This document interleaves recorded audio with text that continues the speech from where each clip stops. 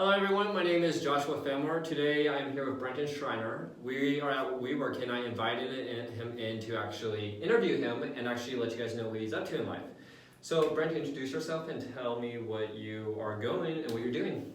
Yeah, so hey everyone, Brandton Schreiner, local real estate investor here in Kansas City. I guess I have been investing in real estate like really full time for the last 2 years.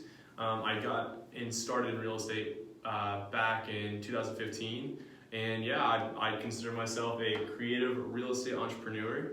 And basically what that means is finding different strategies that are not the typical or the norm for traditional investors. Okay, that's awesome. Yeah. Okay, so how did you get started into getting real estate? How did you get started into that? That's an awesome question. So basically, I got started in real estate because I hate being capped. It's one of those things where I worked in the service industry for a couple years. I worked at Fogo de Chao in the Plaza. Have you ever eaten there, by the way? Actually, no, but I know you've worked. You've never eaten there? He used to work there. I've never eaten there. Oh my gosh! So I worked there for 2 years. I'm actually mad at that. I know. We'll have to I go. know you are. So I worked there for 2 years.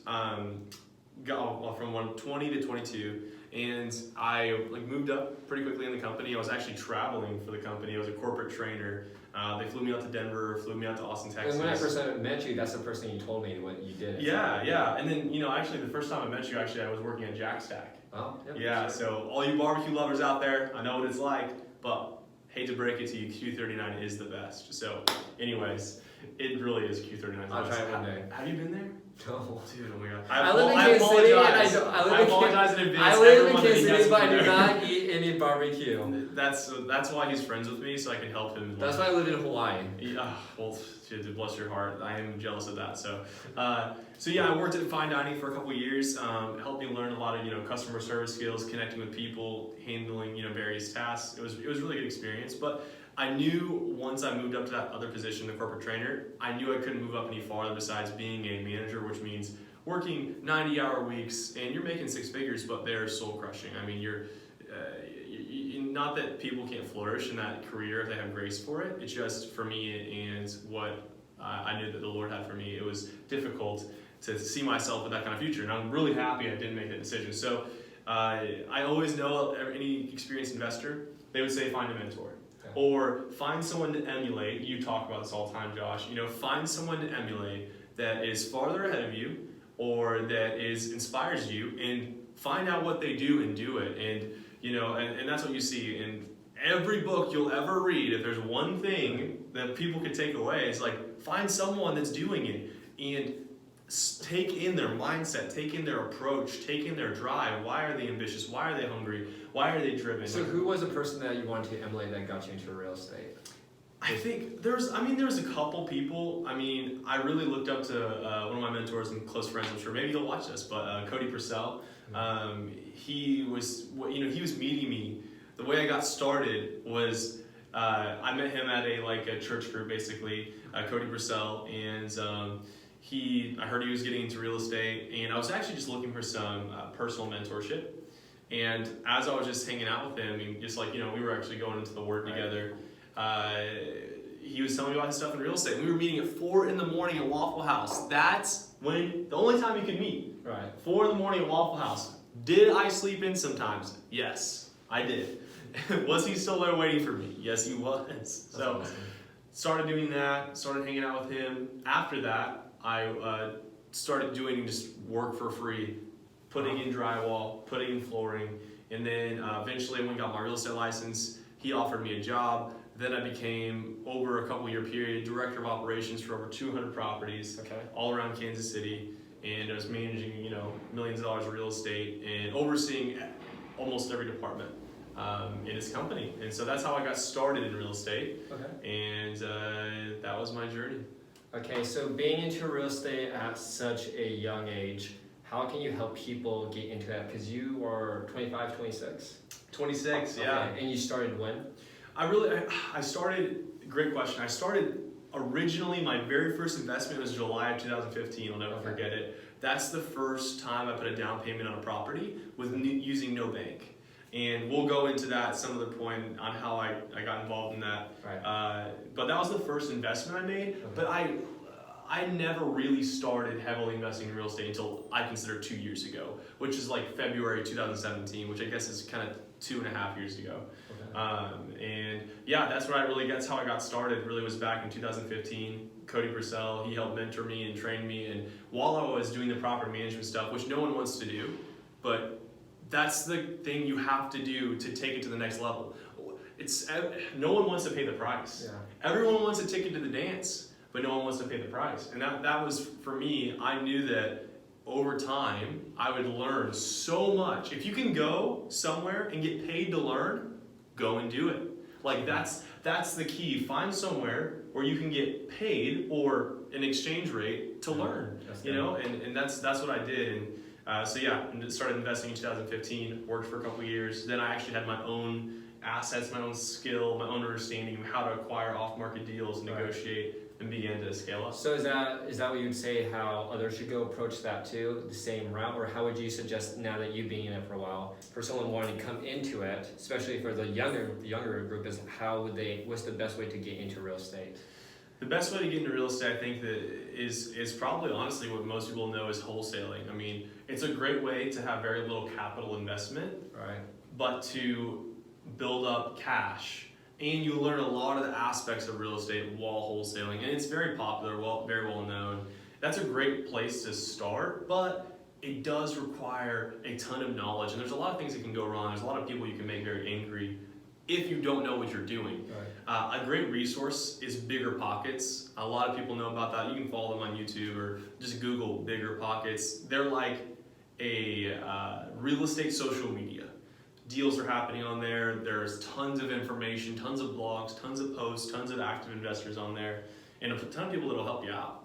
So I think the best place to start, to answer your question, would be going to Bigger Pockets, or also your local real estate investors association will be super helpful. So every state or most cities have a group where investors come together and they talk about different topics. Yeah.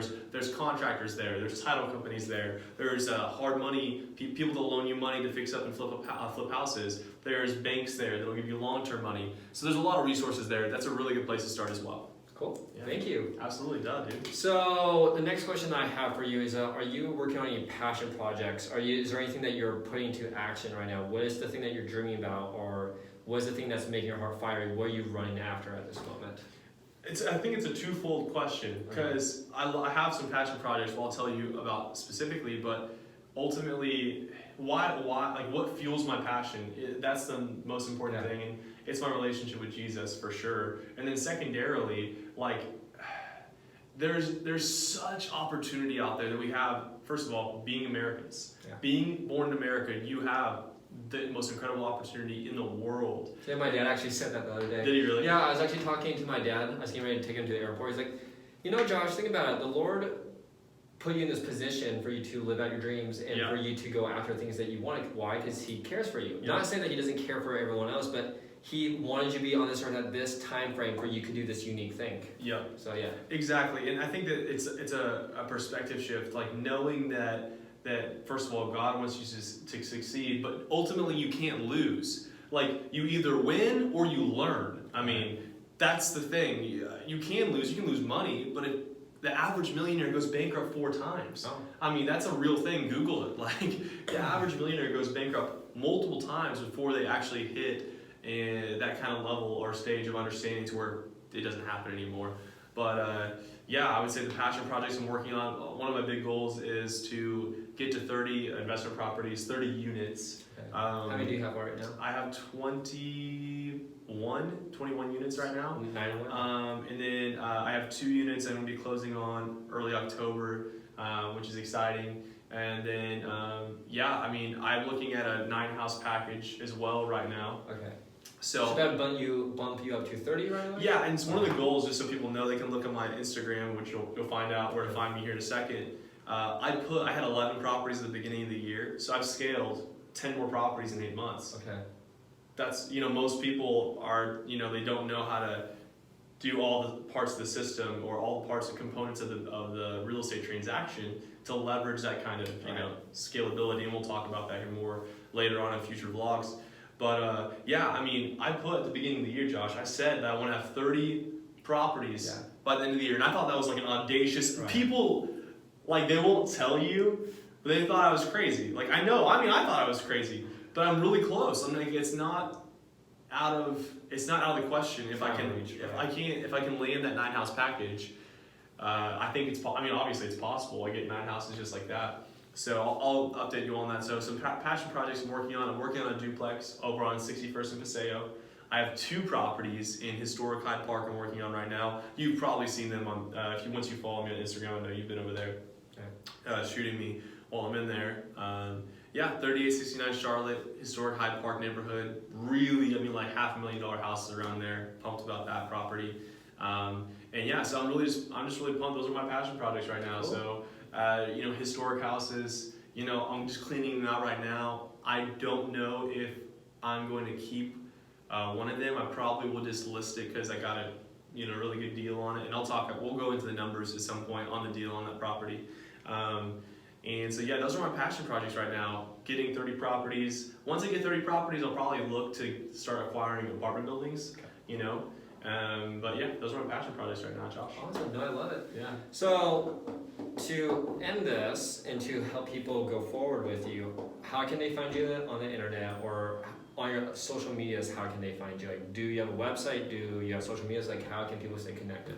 The way people can stay connected is watching this video. Boom. And there you go. Yeah, no, just kidding. No, the way people can stay connected is finding me on Instagram. My Instagram handle is Brandton, Brandton, invests in Casey.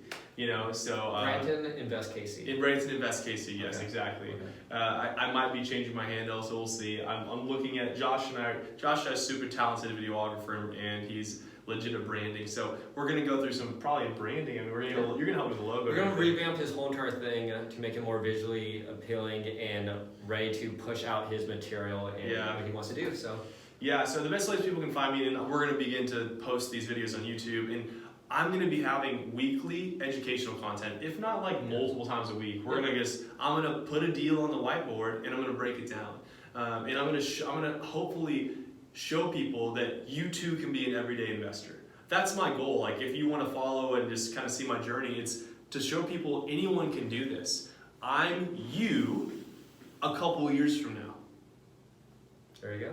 That's it. I mean, there's really nothing that you can't do that I'm doing. I mean, anyone can do what I'm doing. That's why I want to start. I got to the place where I was like getting kind of frustrated that people aren't taking action or walking in financial freedom, that missionaries aren't funded, that clean water projects aren't funded, that people can't leave a legacy for their kids.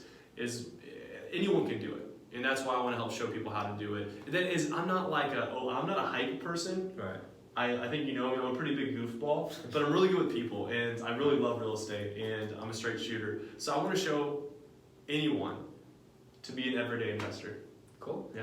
Well, there you go, guys. Thank you for tuning in today, and thank you. Yeah, absolutely, bro. Thank you so much for interviewing me, by the way. Yeah, come on, bro.